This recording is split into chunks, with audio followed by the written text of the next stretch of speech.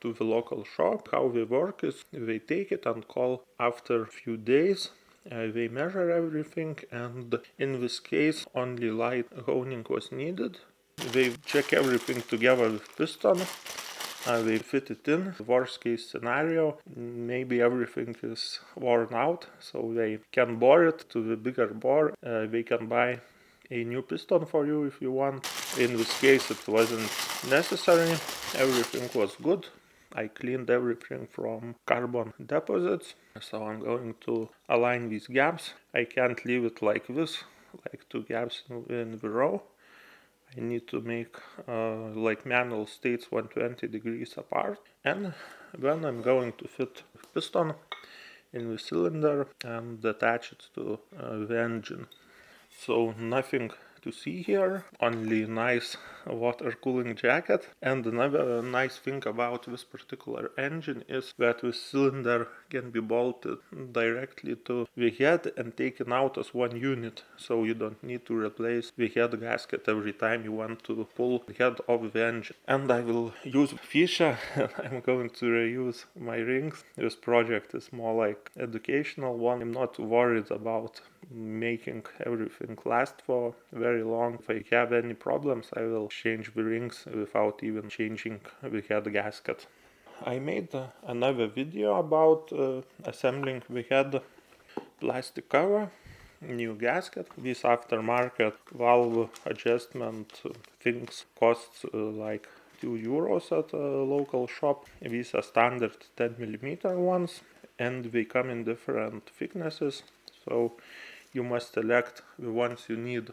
And really you can only select the one shim to fall into the spec. To check it, you are using this feeler gauge and putting here between the camshaft and this cup. This one fits 0.07 millimeters. Maybe you can fit 0.08. Almost fits. Really tight clearances on the intake. So we have a dual overhead camshaft engine design. So this one is with decompressor lever. When you're starting the engine, it just opens this valve a little bit. As soon as you get normal motion of the engine, it spins out of the way. This one was a known weak point of F650GS, and it was called, I believe. Let's try to disassemble.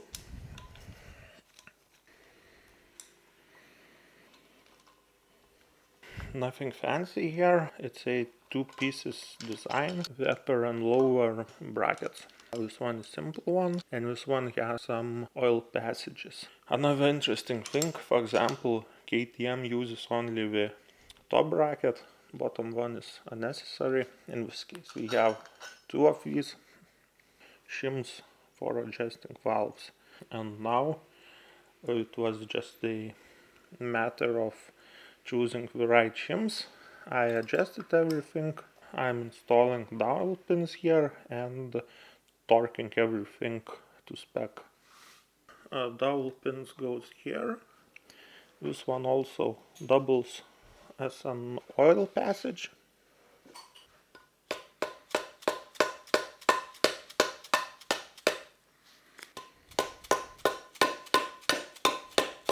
This one you can see through, and it goes up to this channel.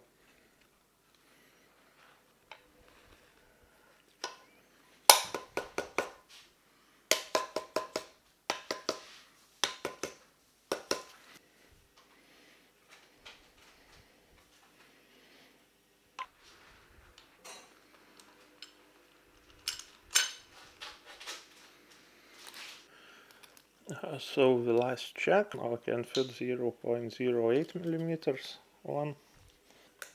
Also fits. And the exhaust valves, it has more clearance, 0.3 as I remember.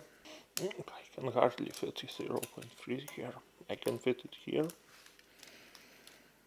I can fit 0.35 here, so it's okay because my spec is 0.33.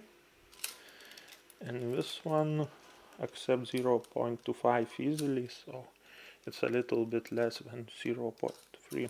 But in this case, if I am going with shim that is lower by one step, 0.05 millimeters, I am going to have a bigger gap, so out of spec gap, so no other options in this case. Some interesting features of this head. We have 2 spark plugs. This engine also has 1 spark plug model. We have a coolant temperature sensor here. And we have this valve to bleed the cooling system on the topmost part of the cooling system. And another interesting thing that this one is a standard Brembo part from brake calipers. So you use the same valve on the brake calipers and on the cooling system. Now I'm going to install this head and cylinder on the engine. Before that I need to install the head studs.